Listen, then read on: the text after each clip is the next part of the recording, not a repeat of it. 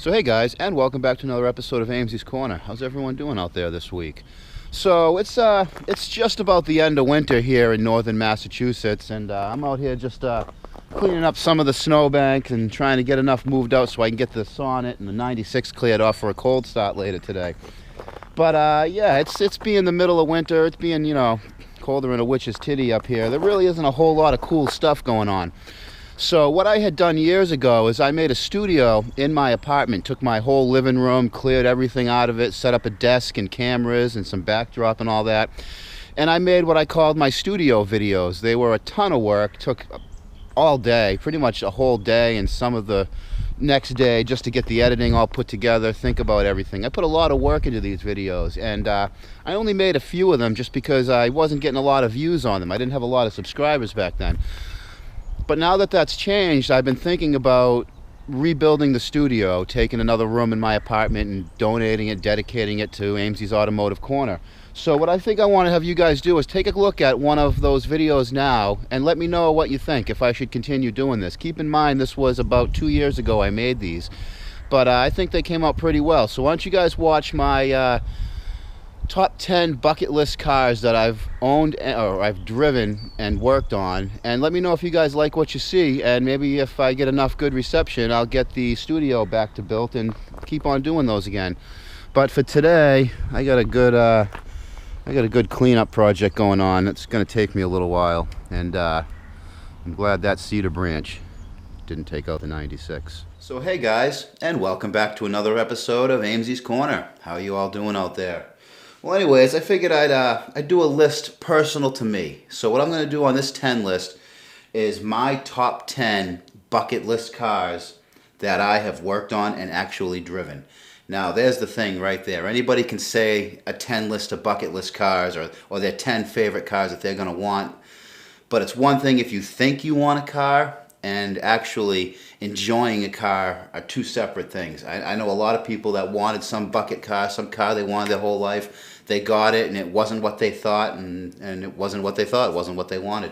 So this list is going to be to cars that I would love to own that I've driven and worked on. Number 10, right here. 90s Toyota Supra, the A80 platform. Now, when I started out working at a dealership was about 91, 92. I started washing cars at a place called Iv'e Motor Group. And it was one location and they had a bunch of different dealers. And I was in the wash bay. You don't start off fixing cars right away. You got to work your way up sometimes, and that's what I did. So we would wash cars for them. We had a Mazda, Porsche, Audi, Isuzu, Toyota, a couple other makers here and there. But a kitty, that cat. So being in that one wash bay was like the main wash bay for all these dealers. So I would wash cars for all of these makers, and that's where a few of these cars on my list come into play. Was maybe I had just washed them, but I still had to take them for a little drive to get them to where we were washing them. So number 10 would be the A80 mid-90s Toyota Supra. There was just something about this car, though, at the time it came out, the way it looked, the engine configuration, that twin turbo straight six. The way it sounded, the way it looked. When you're inside of it, it's like you're inside of a fighter cockpit.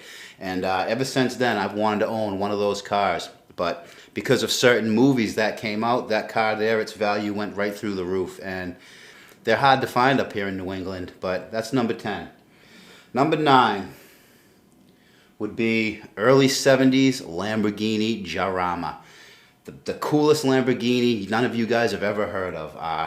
Front engine, rear drive. It's got that beautiful V12 that Lamborghini put in everything from the 60s all the way up to the 90s. I think you might even still be able to find a Lamborghini sold today with a variant of that motor that's in that car. Really distinctive car. It's got the sound, it's got the power. More of an Americanized layout with the front engine rear drive, but man, what a fun car. I had actually come across one of these a few years ago. Someone had it. They had bought it for $4,000. Someone was in trouble, needed the money, and they sold it to this guy. But it didn't run. It had some carburetor issues from sitting, and it had some some ignition issues, which someone tried to upgrade the ignition box and they couldn't figure it out. And that's where I did a little tweaking on it, got it to run, and drove it a few times and fell absolutely in love with the Lamborghini Jarama. Number 8. Now this is one from when I was young, growing up. I was probably 11 years old when first time I saw one of these cars. And that would be a 1987 Monte Carlo SS. That car right there was when I was growing up. And you said, what's a badass car? That's what I would have pointed at. Kind of a mundane setup, you know, nothing a whole lot different than the other Monte Carlos, or what are that, B body, G body, I don't know what, I always get these mixed up, but whatever body that is. There were a lot of cars that shared it, but there was just something about the way that car looked, the way that car sat, the way the interior, the red piping on the exterior tied into the red piping on the interior. That's a car that I would love to own today. I would love to come across one and enjoy the heck out of that car. Number 7, mid-90s Porsche 928 GTS. Front engine, rear drive, got that big V8 in the front, a lot of torque, a lot of power, revs great, makes a sound like just butter, like butter and torque mixed together in a bowl. That's what that car sounds like. The build quality, it was just just unbelievable build quality, just something about that car. Now, when I had first started at Mazda, working for Mazda, it was a Mazda, Isuzu, Porsche, and Audi under one roof. So I had quite a few, you know, I wouldn't do any warranty work, but I would service some of these cars that would come in. If the Porsche Audi guys were too busy, then we would get some of those. Just like if the Mazda and Isuzu that I was part of was too busy, we'd give some of the work to them. And I got to drive that car back when we were working in there with all those Porsches right in the same shop, just right across the bay. There'd be, you know, 928 GTS, and I just sit there working on it, looking at that car. Really like it. Americanized layout with that front engine, big V8 in the rear drive. But that car right there, that's on my bucket list. Number 6. Number 6 is a tie. It's a big tie. And that's going to be 1968 Dodge Charger. And that car right there, the General Lee, is why I like cars today.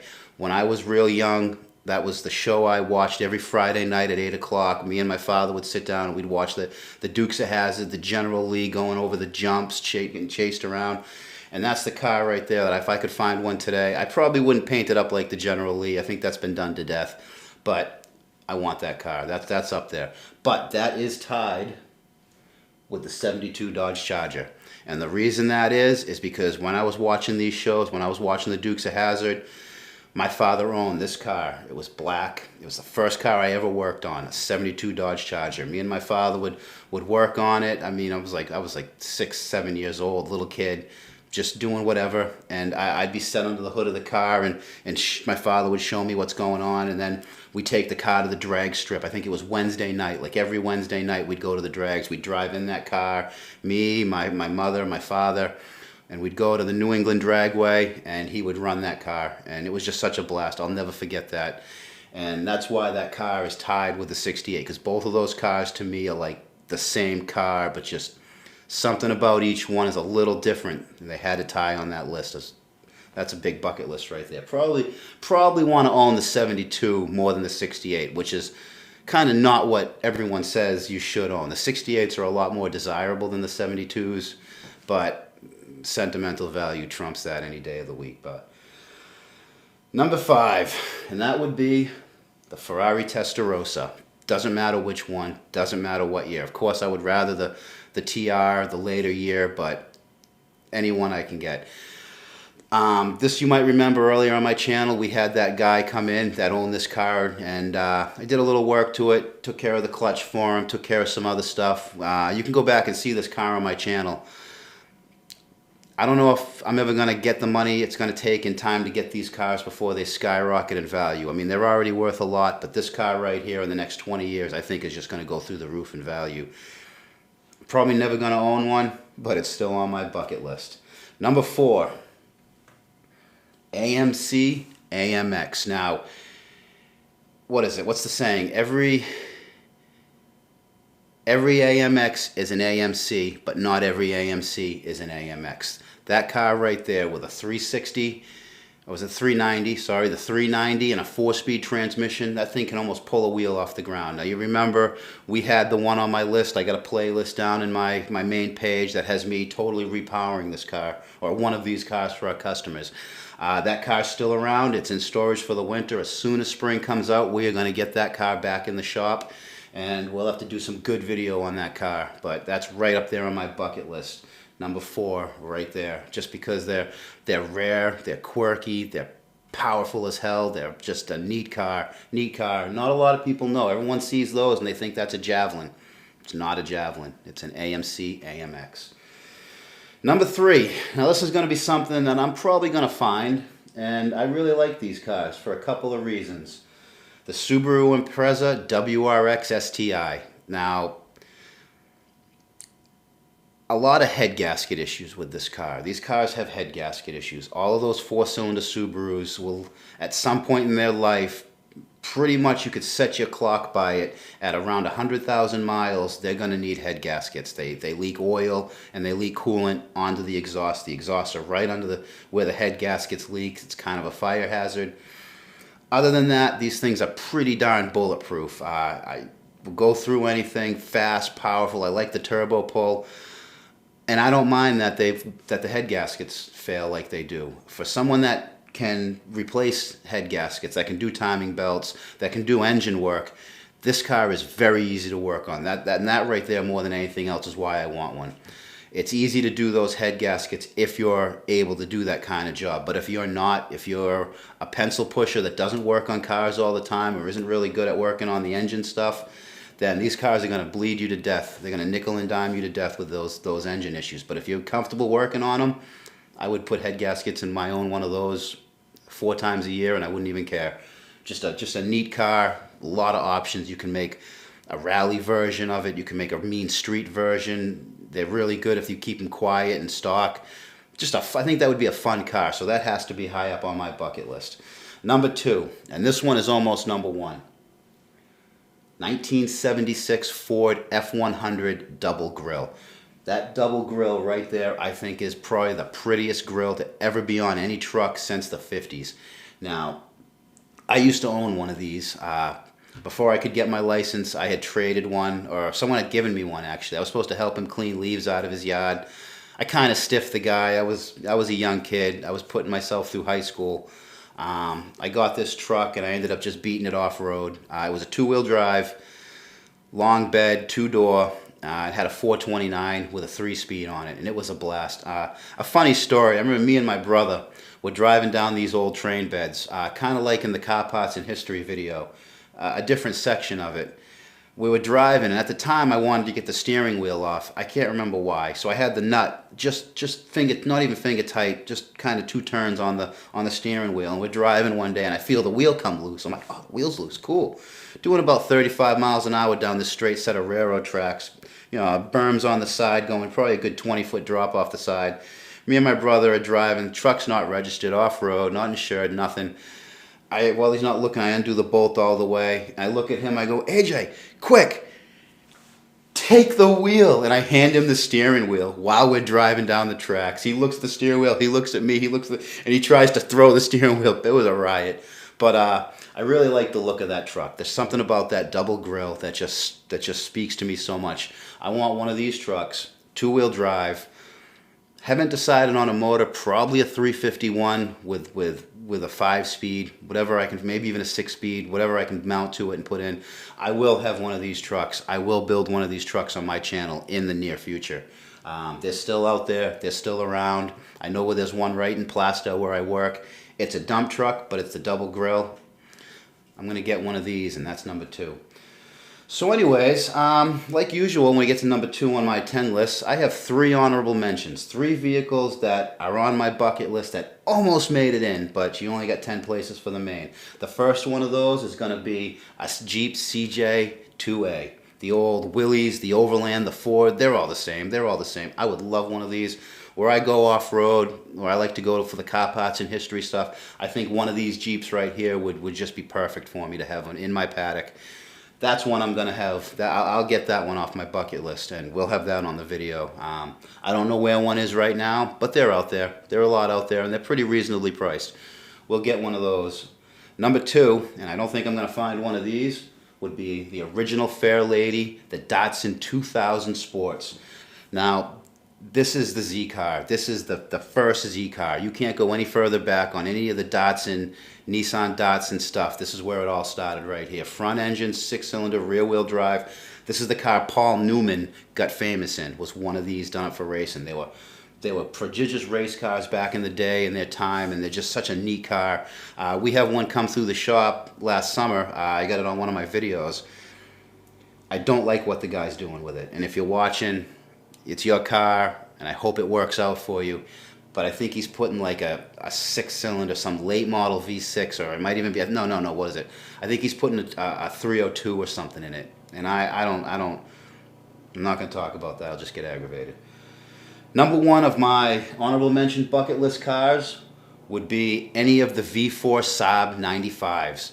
That car right there would be just so good to go with my Sonnet. It's the same engine, the same basic drive line underneath the cars, other than this being longer, and the wheel well's a little different. Most of everything on this car is the same as the Sonnet. And I have the Sonnet as a sports car. I would love a station wagon, and to have the 2 share parts would be great. If I could find one of these, I don't care how rotted out it is. I don't care how bad it is. I will save the first one of these I come across.